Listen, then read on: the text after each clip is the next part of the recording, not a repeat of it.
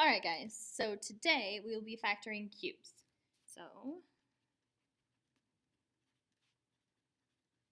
So we have to think about what a cube is. So a cube is 3 of something, like a cube.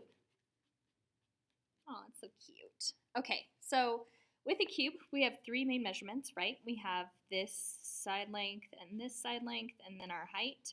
So there are 3 measurements on a cube. And if they are perfect cubes, then they are the same exact measurements for all of them. So, for example, if it's 1 all the way around, so 1 times 1 times 1, or in other words, 1 cubed, my area of this cube is 1. So that's a perfect cube, is 1. Same thing with 2. So if you have 2 times 2 times 2, or 2 cubed, then that means that this side length is 2, and this side length is 2, and this side length is 2. So they're all 2. So that means that our whole area, or the volume, with cubes we say volume, then that's 8. Ugh, it's about 8. Okay, or if it's 3 cubed, then that is 27. And 4 cubed is 64. And 5 cubed is 125. Sorry. And 6 cubed is 216. Anyways, you get the idea. So, if I cube my number, then I'll get a perfect cube. So this is the volume of a perfect cube. Just like we did our square areas to get our perfect squares, these are perfect cubes. So we are going to be factoring these guys. So just like we did with squares, when we take the square root of, let's say, 16, on this cute little shelf, we have a 2, so that means that I want 2 of the same number multiplying by itself to get 16. So that would be 4 and 4. And that gives us an answer of 4. So one of the numbers comes out and the other goes away. The same thing happens with a cube, but on our shelf we put a 3. So you have to put the 3 on the shelf. On the squares we don't have to. But we're going to take the cube root of numbers. So if I take the cube root of 27, I mean which number times itself 3 times will give me 27. So these are the perfect cubes, which means that they have perfect whole numbers that do this, which is really neat. So 27 is 3 times 3 times 3.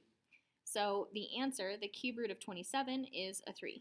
1 goes out and the other 2 go away. So only 1 ever makes it out when you're looking for the group. So I want 3 3s or 2 4s, okay?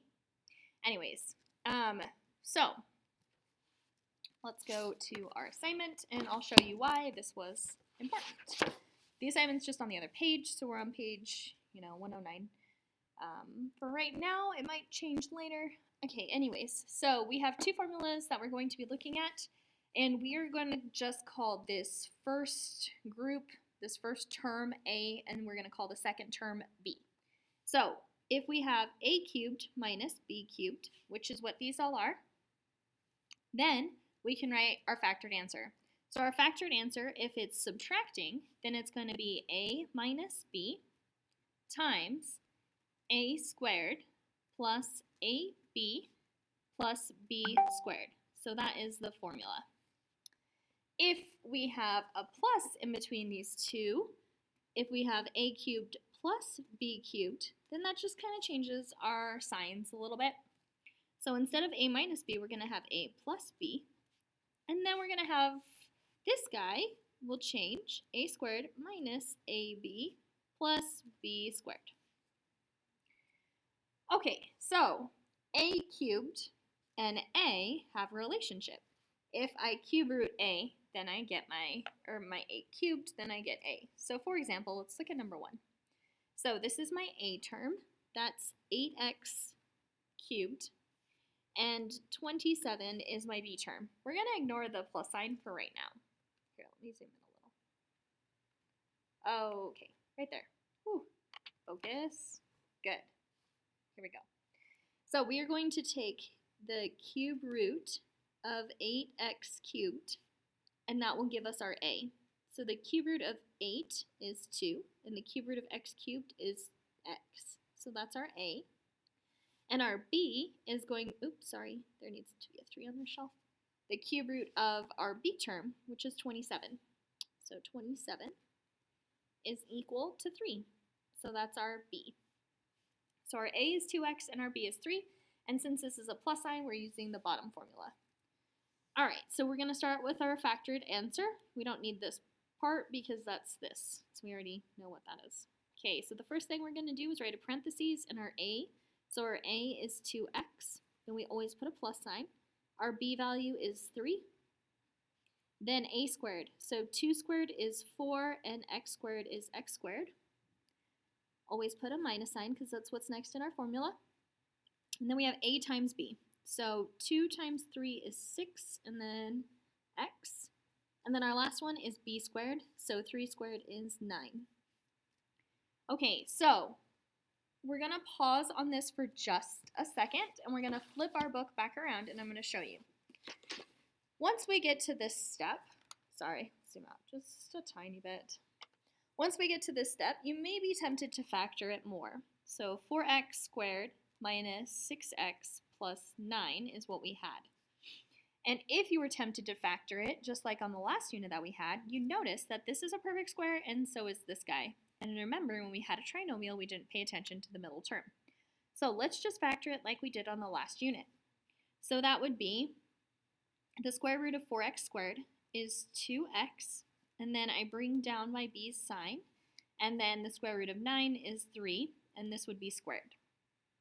Okay, so let's rewrite that. So that means that we have 2x minus 3 and 2x minus 3. So now we're going to multiply and see what we get. We're trying to see if we can get this guy. So 2x times 2x is 4x squared. So far, so good. 2x times negative 3 is negative 6x. Negative 3 times 2x is negative 6x. There's a problem. Negative 3 times negative 3 is positive 9. When I combine the like terms, I get 4x squared minus 12x plus 9. So this should match, but they don't. I have a 12x here instead of having a negative 6x, which means that this cannot be factored. So this cannot be factored into that. It's a no-go. I'll have to use this color too. Can't factor it. So we stop here. So even though it looks like we could with our perfect squares, we cannot. So when we come back to here, this guy is our answer. So we're done. So all you have to do is follow these two formulas, and that will be your factored answer for our cubes. So let's do another one together. So we're going to do, well, we'll do a few more. Number 3. So the first thing we need to do is take the cube root of 64m cubed. So the cube root of 64 is 4, and the cube root of m cubed is m. So this is our a. And then we have to do the same thing with our b. So we're going to take the cube root of 1, and the cube root of 1 is 1, and so that is b. Since they're a plus sign, we're going to use the bottom formula. So we have our a value, which is 4m, plus our b value, which is 1, times a squared. 4 squared is 16, m squared is m squared. Always a minus sign, so minus a times b. 4m times 1 is 4m. Oh no. And then b squared is 1. Sorry, I got a little close to that guy. Can't do anything else, so we're done. Okay, let's do another one. Number 7. All right. If you look at number 7, we got 192. And if you remember our list of perfect cubes, 192 is not on our list, which means that 192 is not a perfect cube. So that means that 192 and 375 must have a GCF. So we're going to try to guess what our GCF could be. All right. This guy ends in a 5, but this guy doesn't, so it's probably not a 5. It's definitely not a 2. Let's try 3. 192 divided by 3 is 64. All right, and I'm sure that it'll work nicely with this other one. 192 is 4x cubed, and that's a perfect cube, so we like that. And 375 divided by 3 is 125, which is also a perfect cube, so we're good there. So 3 was our GCF. Just like we did before, 3 is just going to hang out in front. We're going to look at this 64 and this 125. Okay, so the cube root of 64x cubed is equal to 4. Cube root of 64 is 4, and the cube root of x cubed is x, and that's our a. And the cube root of 125 is 5, and that is our b. These are adding, so we're going to use the bottom formula, that guy. So we do a plus b. So our a is 4x plus 5 times a squared. So a squared is 4x squared, so 16x squared, minus a times b. So 4 times 5 is 20x, plus b squared, which is 25. Now remember we had this cute little GCF of 3, so he just sits in front. And now we have completely factored this guy. Okay, let's do 11. Let's do a subtract. So this one, it already is perfect cubes.